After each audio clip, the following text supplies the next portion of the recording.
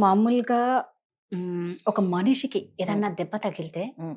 ఆ దెబ్బ మీద దెబ్బ అనేది కంటిన్యూ‌గా తగులుతూ ఉంటుంది. మామూలుగా మన శరీరానికి ఏదైనా ఒక అవును. గాయం తాకిందంటే దాని దాని మీదే మీదే తగులుతూ ఉంటది. ఇటెళ్ళేటప్పుడు ఒకసారి కరెక్ట్. కొట్టుకుంటాం, అవును. అటెళ్ళేటప్పుడు అవును. ఒకసారి అవును. కొట్టుకుంటాం. హ్మ్. అంటే దాన్నే దెబ్బ మీద దెబ్బ. హ్మ్. అది శరీరానికంటే మనసుకి తగిలితేనే. మనసుకుంటది చూడు. హ్మ్. అది గూడా దెబ్బకు మీద దెబ్బ. హ్మ్. కష్టాలు కొందరికి ఎలాగొస్తాయంటే సునామీలాగా వస్తూ ఉంటాయి. అవును. అవును. ఫర్ ఎగ్జాంపుల్ ఇంట్లో ఫస్ట్ ఒక మోటార్ ఖరాబ్ అయిపోయి నీళ్ళు రాలే అంటే, ఫర్ ఎగ్జాంపుల్ ఇంటి విషయానికే తీసుకుంటే, హ్మ్.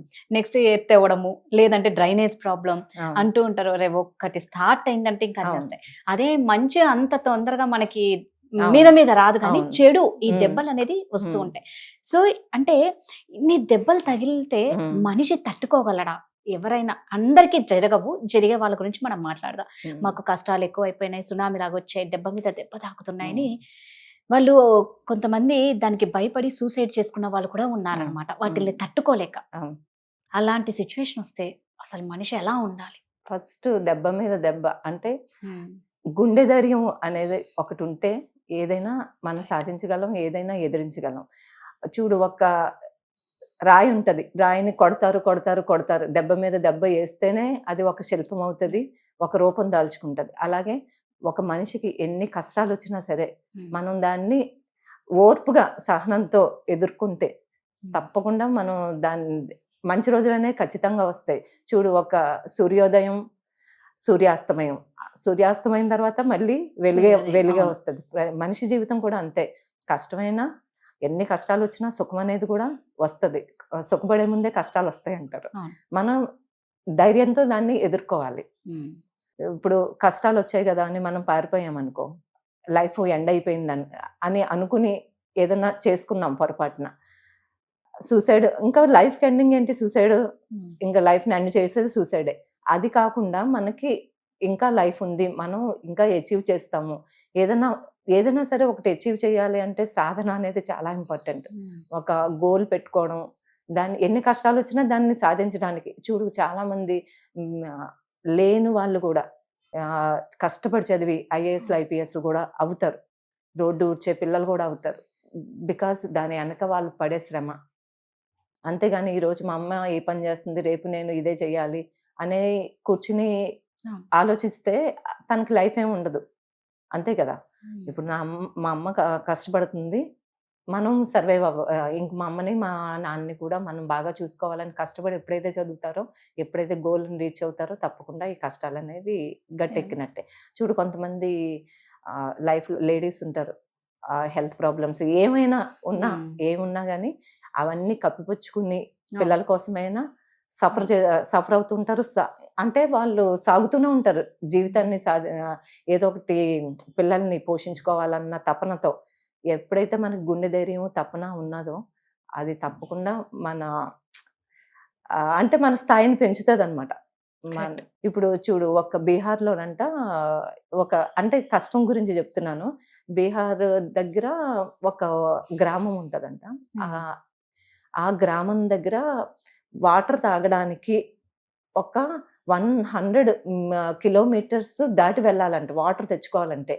అది ఒక పర్వతం ఉంటదంట. ఆ పర్వతం చుట్టూరు తిరిగి వెళ్ళాలంట. ఓహ్!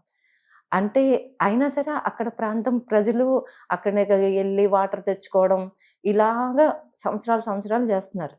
అక్కడ ఏదన్నా ఒక వ్యక్తికి ఏదన్నా హెల్త్ ప్రాబ్లమ్ వచ్చిందనుకో, ఆ పర్వతం దాటి వెళ్ళాలి. ఆ! అక్కడ ట్రీట్‌మెంట్ చేయించుకోవడానికి.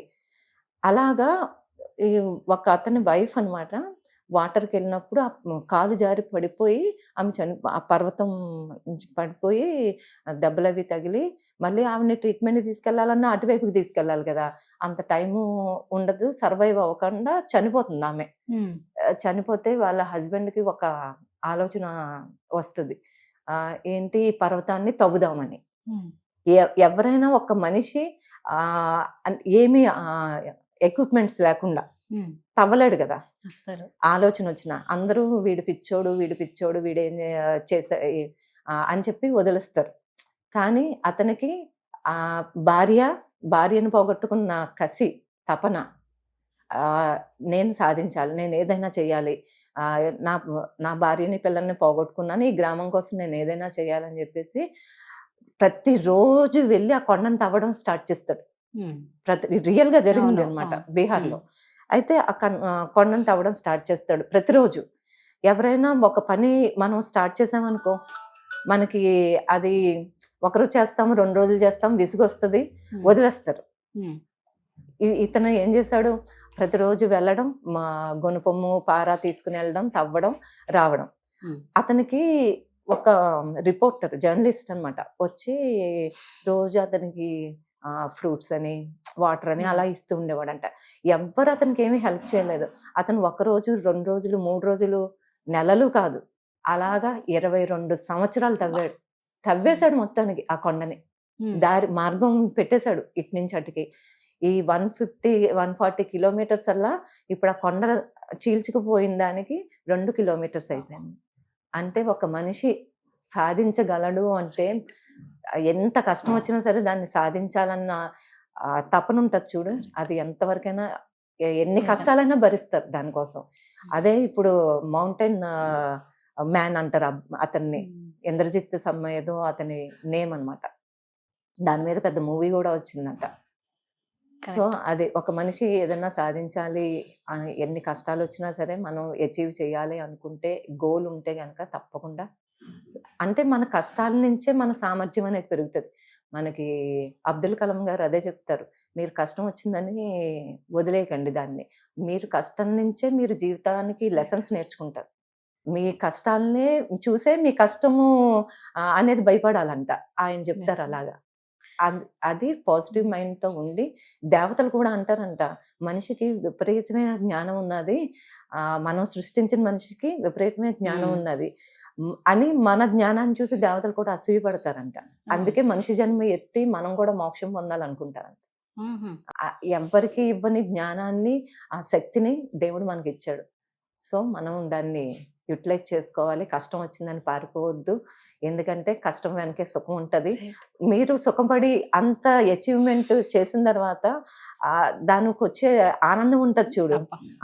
మీరు అప్పుడు అనుకుంటారు మనం కష్టంలో ఉండి చనిపోయాం అనుకో, ఎంత సుఖాలు మనం ఇప్పుడు అనుభవించలేకపోతామని. మనిషి జన్మ అనేది ఒకటే, దాన్ని లైఫ్ ఒకటే, దాన్ని మనం సాధించడం కోసం ప్రయత్నించాలి. ఏంటంటే దెబ్బ మీద దెబ్బ తాకినాయని బాధపడడం కన్నా చాలా స్ట్రాంగ్ గా ఉండాలి. అంతే లైఫ్ లో ఖచ్చితంగా అలాంటి వాళ్ళకి సక్సెస్ అనేది 100% ఉంటుంది. ఇప్పుడు ఒకటి ఉంటది, పులి జింకను సృష్టిస్తాడు దేవుడు, పులికి ఆహారంగా జింకను సృష్టిస్తాడు.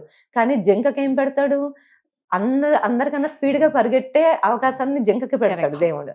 అంటే ఎక్కడ మనకి ఏ కష్టం ఉందో దాని నుంచి బయటపడే మార్గం కూడా ఖచ్చితంగా ఉంటుంది. అది మనం వెతుక్కోనికే టైం పడుతుంది. ఇది తెలుసుకొని ప్రతి మనిషి ముందుకెళ్ళాలి. ఏంటంటే ఇంకా అలాంటి దెబ్బలు తాకిన వాళ్ళు సక్సెస్ అయితే వాళ్ళని చూసి చాలా మంది అవును ఇన్స్పిరేషన్ గా తీసుకుంటారు. ఎంత మంది ఉన్నారు ఇప్పుడు, పెద్ద పెద్ద లీడర్స్ గానీ, సినిమా హీరోస్ గానీ, చిరంజీవి ఎవరైనా సరే వాళ్ళని ఈ రోజు ఇన్స్పైర్ గా వాళ్ళని చాలా మంది ఫాలో అవుతూ ఉంటారు, ఇన్స్పిరేషన్ గా తీసుకుంటారు కూడా. ఈ రోజు మనకు సక్సెస్ లేదని వదిలేస్తే అంతే కదా. ఎంతమంది ఇప్పుడు అదే మెగాస్టార్ చిరంజీవి గారే నిదర్శనం దానికి. ప్రతి వాళ్ళు కష్టం పడకుండా ఎవ్వరు మెగాస్టార్లు అయిపోలేరు. ప్రతి ఆస్తులు కూడా వాళ్ళు అలా కష్టపడిన వాళ్ళే. ఈవెన్ మన ఇంట్లో ఫ్యామిలీలో నానమ్మలు కానీ అమ్మమ్మలు కానీ చూసుకున్నా అందరూ కష్టపడి వచ్చిన వాళ్ళే. సో కష్టానికి ఎప్పుడు భయపడకూడదు. సక్సెస్ అనేది అక్కడే ఉంటుంది. గుండె ధైర్యంతో ముందుకెళ్ళాలి. Thank you.